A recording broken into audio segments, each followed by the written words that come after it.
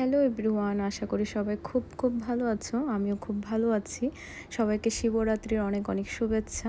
কাল আমাদের এখানেও শিবরাত্রি গিয়েছিল, আর সেই উপলক্ষে একটু মন্দিরে গিয়েছিলাম। মন্দিরে বিশাল আয়োজনের অনুষ্ঠান হয় এখানে, তো সেটা তো কোনোভাবে মিস করা যায় না। তো বর যখন কাজের থেকে আসলো, আমরা তার আগের থেকে রেডি হয়ে গিয়েছি যাতে করে সময়টা একটু তাড়াতাড়ি আমরা বের হতে পারি সেজন্য।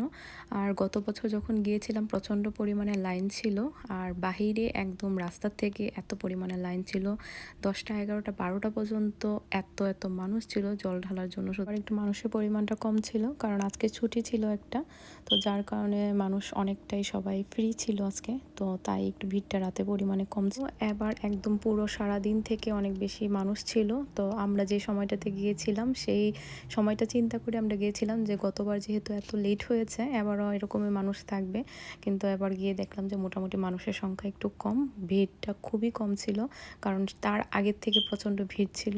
তো ওই যে বললাম আমাদের একটু লেট হয়ে গেছে, কিন্তু তারপর অনুষ্ঠান ছিল। তো কথা না বাড়িয়ে আগে যেটা করলাম আর সব কিছু টুকটাক একটু দেখিয়ে ফেলেছি। আর এখন হচ্ছে যে আগে শিবের মাথায় একটু জল ঢালবো। আর এখানে দেখো কত করে সাজিয়ে রেখেছে যে কিভাবে কে আসবে তারপর জল দিবে।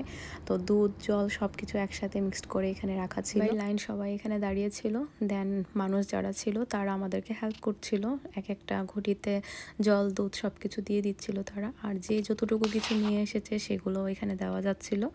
তারপর জল মাথায় দিয়ে ভগবানের কাছে একটু দর্শন করতে চলে আসলাম। এটা হচ্ছে ভিতরের মন্দির। এই মন্দিরটার দিকে তাকালে আপনি কিছুক্ষণ স্তব্ধ হয়ে যাবেন।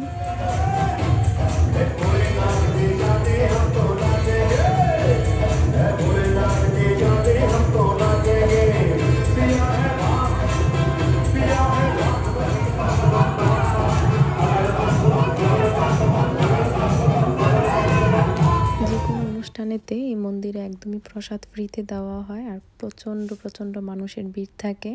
আর সেই ভিড়ে সব মানুষ যারা আসে সবার জন্যই আসলে প্রসাদ থাকে উন্মুক্তভাবে, যে যতক্ষণ আসলে প্রসাদ নিতে পারে সেরকমভাবে আসলে প্রসাদের কোনো কমতি নেই এখানে।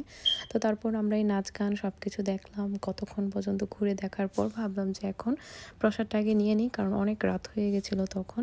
আর আমরাই মনে হয় শেষ ছিলাম, এরকমই কিছু মানুষ মাত্র ছিল।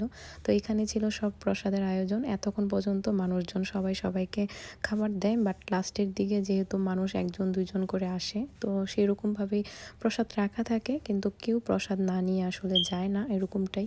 আর এখানে ছিল প্রসাদের সম্পূর্ণ আয়োজন। তো এই যে আমরাও খাবার দিয়ে নিয়ে বসে পড়লাম।